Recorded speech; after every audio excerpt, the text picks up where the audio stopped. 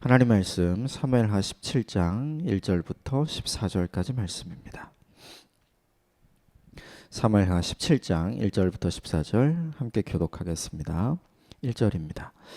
아히도벨이 또 압살롬에게 이르되 이제 내가 사람 12,000명을 택하게 하소서. 오늘 밤에 내가 일어나서 다윗의 주의를 추적하여 그가 고나고 힘이 빠졌을 때에 기습하여 그를 무섭게 하면 그와 함께 있는 모든 백성이 도망하리니 내가 다윗 왕만 쳐 죽이고 모든 백성이 당신께 돌아오게 하리니 모든 사람이 돌아오기는 왕이 찾는 이 사람에게 달렸음이라. 그리하면 모든 백성이 평안하리이다 하니 압살롬과 이스라엘의 장로들이 다 그 말을 옳게 여기더라. 압살롬이 이르되 아렉 사람 후세도 부르라. 우리가 이제 그의 말도 듣자 하니라. 후세가 압살롬에게 이르매 압살롬이 그에게 말하여 이르되 아히도벨이 이러이러하게 말하니 우리가 그 말대로 행하랴. 그렇지 아니하거든 너는 말하라 하니 후세가 압살롬에게 이르되 이번에는 아히도벨이 베푼 계략이 좋지 아니하나이다 하고 또 후세가 말하되 왕도 아시거니와 왕의 아버지와 그의 추종자들은 용사라. 그들은 들에 있는 곰이 새끼를 빼앗긴 것 같이 격분하였고 왕의 부친은 전쟁에 익숙한 사람인즉 백성과 함께 자지 아니하고 지금 그가 어느 굴에나 어느 곳에 숨어 있으리니 혹 무리 중에 몇이 먼저 엎드러지면 그 소문을 듣는 자가 말하기를 압살롬을 따르는 자 가운데서 패함을 당하였다 할지라. 비록 그가 사자 같은 마음을 가진 용사의 아들일지라도 낙심하리니 이는 이스라엘의 무리가 왕의 아버지는 영웅이요 그의 추종자들도 용사인 줄 알미니이다.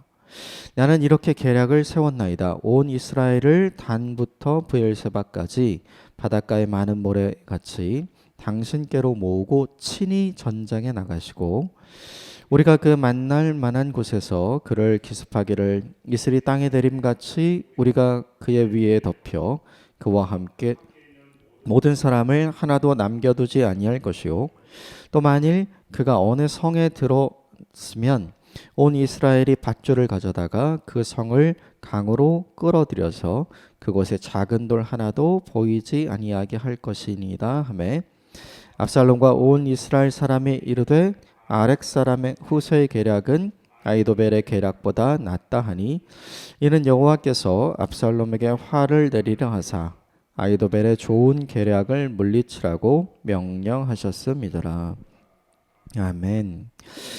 어제 본문에 함께 나눴던 말씀이 있습니다. 성공이 아니고 또 실패가 아니다. 그러니까 어제 본문에 압살롬은 완벽하게 성공한 것처럼 보였지만 사실은 하나님의 역전의 계획이 시작되고 있었죠.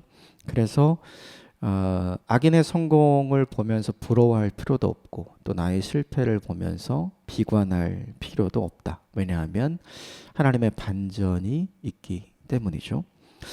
어제 본문에 압살롬은 듣기 좋은 말을 계속해서 듣게 되죠. 후세가 했던 듣기 좋은 말 때문에 이제 후세를 받아들입니다. 그런데 그 일이 결과적으로는 이제 압살롬에게 좋지 않은 일이 되고 말았죠. 또 아히도벨이 했던 듣기 좋은 말이 있었죠. 자신의 권력을 선왕의 권력보다 더 강하게 많은 사람들에게 드러내기 위한 방법이 있었습니다. 그런데 그것은 엄청나게 큰 죄악을 짓게 되는 일이었고 하나님이 기뻐하시지 않는 일이었죠. 결국 어제 본문의 압살롬을 통해서 반면교사의 본을 주님께서 우리에게 보여주시죠. 성도와 교회가 주목해야 할 것, 성도와 교회가 집중해야 할 것은 우리가 듣기 좋은 말, 듣고 싶은 말이 아니라 하나님께서 우리에게 해주시는 바른 말, 우리를 진리의 방향으로 이끄는 말을 들어야 하고 집중해야 한다는 것 보여주죠. 또 하나 아히도벨에게서 나온 모든 지혜는 하나님께로부터 나온 것과 같았다. 다윗도 그렇게 인정했고 압살롬도 그렇고 모든 이스라엘도 그렇게 인정했다. 어제 본문에 그렇게 나오죠. 하나님이 주신 지혜도 하나님이 주신 능력도 하나님이 주신 영향력도 하나님의 권위도 다 좋은 거죠. 근데 중요한 건 그것을 어디에다 사용하느냐가 훨씬 더 중요하죠. 그것을 어떻게 사용하느냐에 따라서 우리가 우리 인생과 삶이 의의 병기로 쓰임 받을 수도 있고 그렇지 않으면 불의의 병기로 쓰임 받을 수도 있기 때문입니다. 오늘 본문은 어제 본문에 이어서 아이도벨이 두 번째 제안을 하고 그 제안에 대해서 압살롬의 후세 이야기를 경청한 이후에 압살롬의 어리석은 결정을 하는 내용이 등장을 합니다. 먼저 1절부터 3절 같이 읽어보겠습니다. 시작. 아히도벨이 또 압살롬에게 이르되 이제 내가 사람 12,000명을 택하게 하소서. 오늘 밤에 내가 일어서서 다윗의 뒤를 추적하여 그가 고나고 힘이 빠졌을 때 기습하여 그를 무섭게 하면 그와 함께 있는 모든 백성이 도망하리니 내가 다윗 왕만 쳐 죽이고 모든 백성이 당신께 돌아오게 하리니 모든 사람이 돌아오기는 왕이 찾는 이 사람에게 달렸음이라. 그리하면 모든 백성이 평안하리이다 하니 아히도벨이 압살롬에게 두 번째 제안을 하는데 그 두 번째 내용은 뭐냐면 피난을 떠나고 있는 다윗을 지금 급습해야 한다는 내용이었죠. 총 5가지의 내용을 이야기합니다. 첫 번째는 뭐냐면 다윗에게 시간을 주면 안 된다. 그러므로 지금 바로 군대를 모아서 추격해야 한다. 내가 갈 테니 허락해달라. 이게 첫 번째였죠. 다윗을 상대하려면 기습작전이 필요하다. 지금 후퇴하고 지금 피난하느라 사기도 떨어졌고 체력도 떨어졌기 때문에 지금이 다윗을 잡을 수 있고 죽일 수 있는 절호의 기회다. 내가 군대를 주면 내가 그 일을 하겠다. 세 번째는 지금 기습해서 군대를 데리고 가면 다윗과 함께하고 있는 사람들은 지금 피신하고 피난하는 데 집중하기 때문에 조금만 겁을 주면 모두 다 흩어지게 될 것이다. 그러면 다윗을 죽일 수 있는 기회가 온다. 다윗을 죽이고 다른 모든 사람은 살려두자 이렇게 이야기하죠. 왜 살려두냐 하면 다른 모든 사람을 살려두고 그들이 압살롬에게 돌아오게 되었을 때 그들은 다윗과 함께 피난을 간 사람이잖아요. 그런데 다윗과 함께 피난을 갔던 그 사람들을 모두 살려주고 받아준다면 모든 이스라엘의 민심이 왕에게로 향할 것이다. 그래서 오늘 본문에 모든 백성이 평안할 것이다. 이렇게 총 5가지의 내용을 이야기를 하죠. 생각을 해보면 정말 좋은 방법인 거죠. 압살롬의 입장에서 보면 다윗을 손쉽게 제압하고 다윗과 함께 있던 사람들을 받아줌으로 압살롬은 결국 다윗보다 큰 넉넉한 품을 가진 아량을 가진 사람이 되고 그것을 본 모든 이스라엘 백성은 압살롬을 칭송하게 될 것이다. 그 이야기를 듣고 압살롬도 동의하고요. 그리고 이스라엘의 장로들도 4절에 보면 동의했다라고 이야기를 하죠. 그런데 어제 본문과 조금 다른 게 있어요. 오늘 본문 5절입니다. 5절 시작. 압살롬이 이르되 아렉 사람 후세도 부르라. 우리가 이제 그의 말도 듣자 하니라. 갑작스럽게 마음이 좀 바뀐 압살롬이 등장합니다. 어제 본문에는 아히도벨의 이야기를 듣고 압살롬의 이야기를 듣지 않아요. 그의 이야기를 경청하지 않습니다. 그런데 이제 어제 본문으로부터 시간이 좀 흐른 후에 압살롬의 생각이 조금씩 바뀐 것 같아요. 다윗의 사람이었던 후세가 이제 완벽하게 나의 사람이 되었구나 라고 생각을 하기 시작한 거죠. 그래서 다윗의 또 하나의 전략가였던 후세에게 이 아히도벨의 전략이 어떤지를 물어봐야 되겠다고 처음으로 생각을 한 거죠. 원래는 이렇게 안 했던 사람이에요. 그런데 갑자기 이렇게 하게 되죠. 우리가 알게 되는 것이 하나 있죠. 하나님이 지금 일하기 시작하셨다. 압살롬이 후세를 불러서 이야기를 듣고 이제 이렇게 결론을 내립니다. 7절 말씀 같이 읽겠습니다. 7절 시작.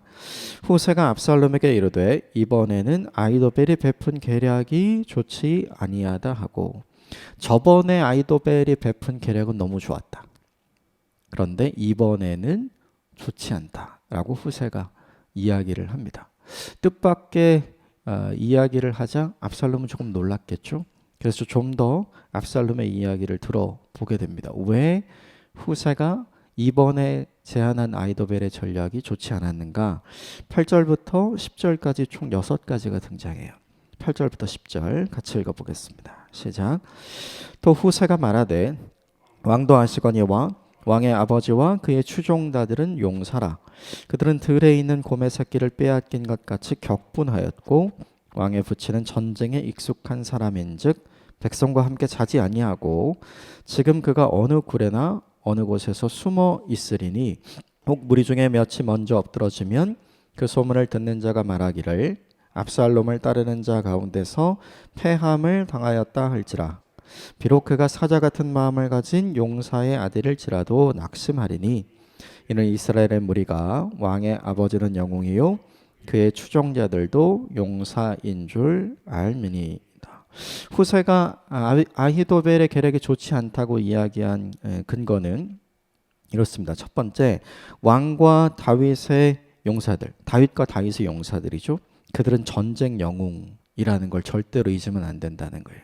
그들은 지금까지 있었던 수많은 전쟁에서 단 한 번의 패배도 하지 않았던 사람들이라는 걸 잊지 말아야 한다는 거죠. 쉽게 말하면 그들을 얕보면 안 된다는 이야기예요.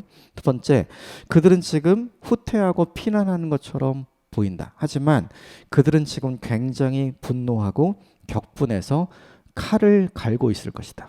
즉 반격을 준비하고 있을 것이다 라고 후세가 이야기를 하는 거죠. 아히도벨도 다윗을 잘 알지만 나도 다윗을 잘한다 라고 이야기를 하는 거예요. 세 번째, 지금 습격하게 되면 오히려 역습을 당하게 될 확률이 높다. 오히려 그들은 피신하는 것 같지만 저게 피신하는 게 아니다라고 후세가 이야기를 해주는 거죠. 네 번째 이유는 뭐냐 하면 지금 기습해서 혹시라도 우리 측에 사상자가 생기게 되고 우리 측에 사상자가 생겼다는 사실이 사람들에게 소문으로 퍼지게 되면 혹 이럴 수 있다. 압살롬이 다윗에게 패했다는 소문이 날 수 있다는 거죠. 그렇게 되면 민심이 흔들릴 수 있다는 거예요. 이게 뭐냐면 5번째 이유였죠. 마지막 6번째 이유는 뭐냐면 그렇게 민심이 돌아서게 된 것을 출정 나갔던 군인들이 알게 되면 즉 결국 다윗의 습격 작전에 참여한 군인들이 알게 되면 오히려 그들의 사기가 더 떨어질 거고 오히려 그들이 두려움에 사로잡힐 것이다. 그러므로 지금은 해서는 안 된다. 후세의 이야기도 듣고 보면 굉장히 그럴듯해요. 왜냐하면 후세가 다윗이 지금 어느 굴에 숨어서 반격을 준비하고 있을 것이라고 이야기한 걸 보면 사울을 쫓겨서 다윗이 피신을 다니던 시절에 오늘 본문에 후세가 함께 했었던 것 같아요. 그래서 어떻게 다윗이 사울의 추격을 피했고 어떻게 살아남았는지를 잘 알고 있기 때문에 이 이야기가 압살롬에게 영향력이 있었던 것 같아요. 후세는 여기서 멈추지 않아요.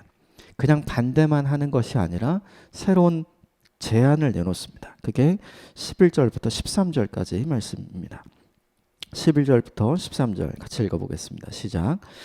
나는 이렇게 계략을 세웠나이다. 온 이스라엘을 단부터 브엘세바까지 바닷가의 많은 모래같이 당신께로 모으고 친히 전장에 나가고 우리가 그 만날 만한 곳에서 그를 기습하기를 이슬이 땅에 내림같이 우리가 그 위에 덮여 그와 함께 있는 모든 사람을 하나도 남겨두지 아니할 것이요. 또 만일 그가 어느 성에 들어있으면 온 이스라엘이 밧줄을 가져다가 그 성을 강으로 끌어들여서 그곳에 작은 돌 하나도 보이지 아니하게 할 것이니이다 하매. 그러면 어떻게 해야 하는가? 왕은 이렇게 하셔야 합니다. 단부터 브엘세바까지 모을 수 있는 모든 군인을 모아야 합니다. 즉 다윗과 함께 피신한 사람들이 숫자가 적다고 절대로 무시해서는 안 되고 힘을 있는 대로 모아서 한 번에 총공격을 해야 합니다 라고 이야기해요. 두 번째는 그때 아히도벨을 보내지 말고 압살롬 당신이 직접 가서 해야 합니다 라고 이야기합니다. 그리고 세 번째, 다윗만 죽이면 안 되고 다윗과 함께 피신했던 모든 사람을 함께 다 죽여야 합니다. 그래서 나중에 있을 후환을 없애는 것이 훨씬 더 중요합니다 이야기를 하죠.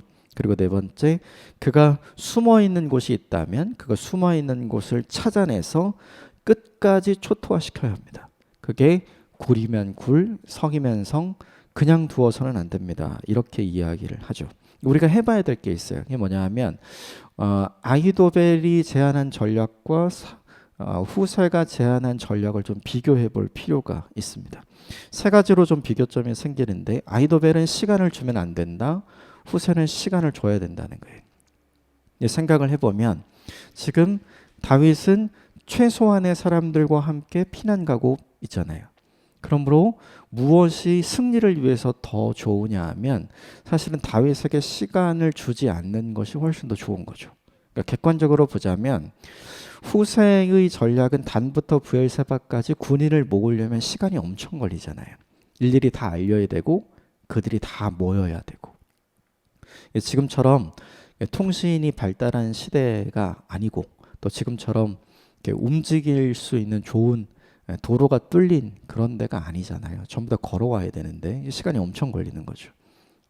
시간을 많이 주면 줄수록 다윗은 더 멀리 도망갈 것이고, 그리고 다윗은 더 잘 공격을 준비할 것이고, 시간을 주지 않는 것이 오히려 체력과 사기가 떨어졌을 때 다윗을 제압하기가 훨씬 더 좋은 거죠. 그러니까 객관적으로 보면 후세의 제안보다는 아히도벨의 제안이 훨씬 더 좋은 거예요. 두 번째, 아히도벨의 제안은 아히도벨이 가서 다윗을 죽이고 오겠다고 얘기했잖아요. 그리고 후세의 제안은 압살롬 당신이 직접 가서 전쟁에 참여해야 합니다. 당신이 직접 다윗을 죽여야 합니다. 이렇게 이야기하죠. 그러니까 안전의 측면에서 보면 압살롬이 움직이지 않고 아히도벨이 가서 다윗을 제거하고 돌아오는 것이 훨씬 더 안전한 거예요. 그게 훨씬 더 좋은 일이죠. 그러니까 객관적으로 보면 아히도벨이 전쟁에 나가는 것이 압살롬이 전쟁에 나가는 것보다 훨씬 더 안전하고 좋은 제안인 거죠. 세 번째는 뭐냐 하면 아히도벨은 다윗만 죽이자고 했고 후세는 모두 다 죽여야 한다 그랬죠. 근데 중요한 게 뭐냐 하면 압살롬에게 중요했던 건 민심이었어요. 압살롬이 쿠데타를 준비하면서 한 일이 뭐냐 하면 민심을 자기에게로 돌리는 일. 그 일이 굉장히 중요했고, 어제 본문에서 아히도벨이 다윗의 후궁들과 함께 동침하라고 제안을 했을 때 그 제안을 기꺼이 받아들이고 했던 이유가 뭐냐 하면 그 내용 자체가 나단 선지자가 다윗에게 했던 심판과 징계의 내용이었잖아요. 그러니까 하나님께서 다윗을 심판하실 때 압살롬을 사용하셨다라는 그 관점이 사람들에게 알려지면 사람들은 생각하게 되는 거죠. 이제는 하나님께서 다윗을 버리고 압살롬의 편이시구나. 그러면 민심은 자연스럽게 다윗이 아니라 압살롬에게로 가게 되잖아요. 그러니까 압살롬에게 중요한 건 뭐냐면 민심이었어요. 그런데 오히려 이상하게 압살롬은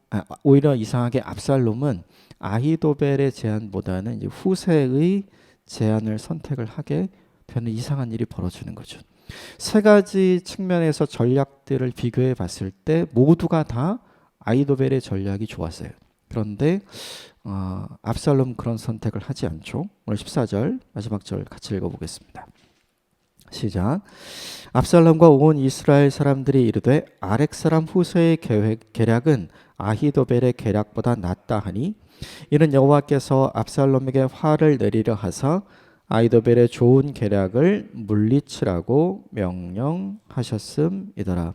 결국 압살롬은 후세의 이야기를 듣고 아히도벨의 계략을 선택한 것이 아니라 후세의 전략을 선택하죠. 결정적인 차이가 있어요. 압살롬이 후세의 전략을 선택했던 이유 무엇이냐면 모든 면에서 객관적으로 봤을 때는 아히도벨의 전략이 훨씬 더 좋았지만 후세의 전략을 선택했던 이유는 누가 영웅이 되는가의 관점이에요. 아히도벨이 출정해서 12,000명의 군대를 가지고 다윗을 죽이고 모든 사람을 살려 돌아와서 그들을 압살롬이 받아주는 그림을 가지고 가면 누가 영웅이 되냐 하면 아히도벨이 영웅이 되는 거죠.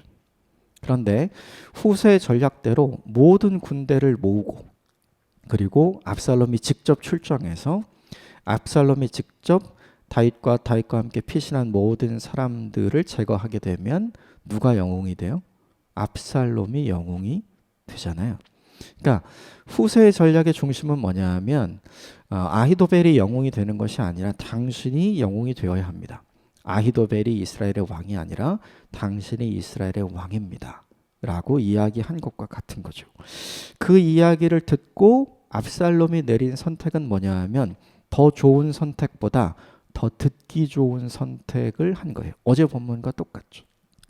압살롬은 계속해서 어제 본문에도 듣기 좋은 말을 듣고 그대로 행하잖아요.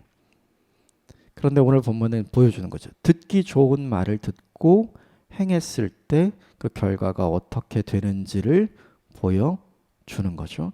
오늘 본문에 이렇게 이야기합니다. 여호와께서 압살롬에게 화를 내리려 하사. 하나님께서 이 모든 것 뒤에서 이 모든 일이 이렇게 이루어지도록 만들어가고 계시는 거죠. 압살롬 끊임없이 주인공이 되고 싶어 했어요. 생각나는 말씀이 있죠. 교만이 패망의 선봉이다. 지금은 성공한 것 같고 지금은 모든 것이 자기 위주로 돌아가는 것 같지만 결국 그렇게 살면 넘어지게 되고 패망하게 된다는 사실을 압살롬은 지금 모르고 있는 거죠. 오늘 본문 말씀을 좀 정리를 해보면 세 가지 메시지를 우리에게 주시는 것 같아요. 뭐냐 하면 하나님의 역사가 어떻게 일어나는가. 다윗이 피신하면서 기도하고 만난 사람이 누구죠? 후세였어요.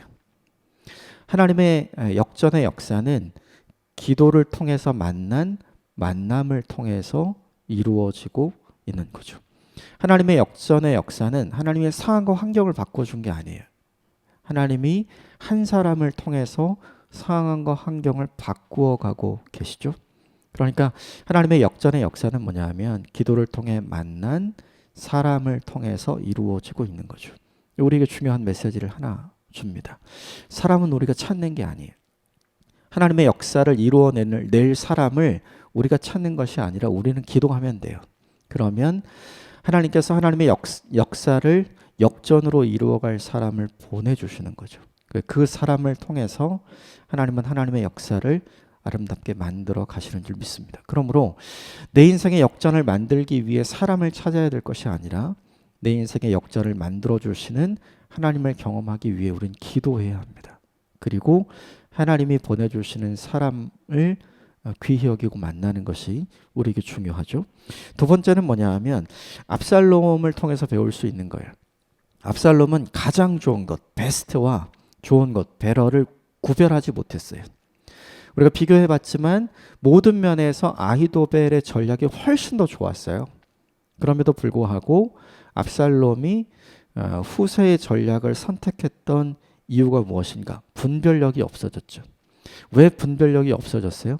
자기가 주인공이 되고 자기가 영웅이 되어야 하니까요. 즉 교만이 그의 분별력을 흐리게 한 것이죠. 교만은 결코 지혜가 아닌 것이죠. 이것이 우리에게 주는 반면교사의 본이 있습니다. 성도 교회가 어떤 태도와 자세를 가져야 하는가? 우리는 항상 지혜로운 선택을 하기를 원해요. 지혜로운 선택을 하기 위해서 우리에게 필요한 것은 내가 주인공이 되어야 하는 게 아니라 하나님이 주인공이 되는 결정을 할 때, 그때 그것이 우리에게 가장 아름답고 좋고 지혜로운 결정이 될 수 있다는 걸 기억하셨으면 좋겠어요. 마지막 세 번째, 오늘 본문 어디에도 하나님의 역사는 보이지가 않죠. 그런데 본문 이면에 하나님의 역사가 있다는 걸 오늘 본문 14절이 알려주죠. 후세의 제안을 압살롬이 받아들이게 된 배후에 누가 있냐면 여호와께서, 하나님께서 있잖아요. 하나님의 역사가 보이지 않는다고 해서 하나님의 역사가 없다고 말하면 안 된다는 거죠. 믿음은 보이지 않는 것을 보는 것이고, 믿음은 아직 내 손에 잡히지 않은 것을 만지는 것이잖아요. 그러므로 중요한 것이 하나 있습니다. 내 눈 보기에 하나님의 역사가 없는 것 같아도 하나님의 역사가 없다고 너무 쉽게 말하지 않는 삶이 우리에게 필요합니다. 하나님의 역사는 우리의 눈에 보이는 것이 아니기 때문입니다. 그럼에도 불구하고 하나님의 역사는 오늘 본문에 분명히 존재하고 하나님은 하나님의 방법대로 하나님의 역전의 역사를 만들어가고 계시죠. 그 은혜가 저와 여러분에게도 반드시 있게 될 줄 믿습니다. 오늘 함께 나눴던 세 가지 메시지를 기억하면서 오늘 하루도 하나님의 뜻을 구하고 분별력 있게 지혜로운 선택을 하고 무엇보다 우리 인생을 가장 아름답고 선한 길로 인도하시는 하나님의 선한 인도하심을 믿는 저와 여러분이 되시기를 주님의 이름으로 축복합니다. 함께 기도하겠습니다.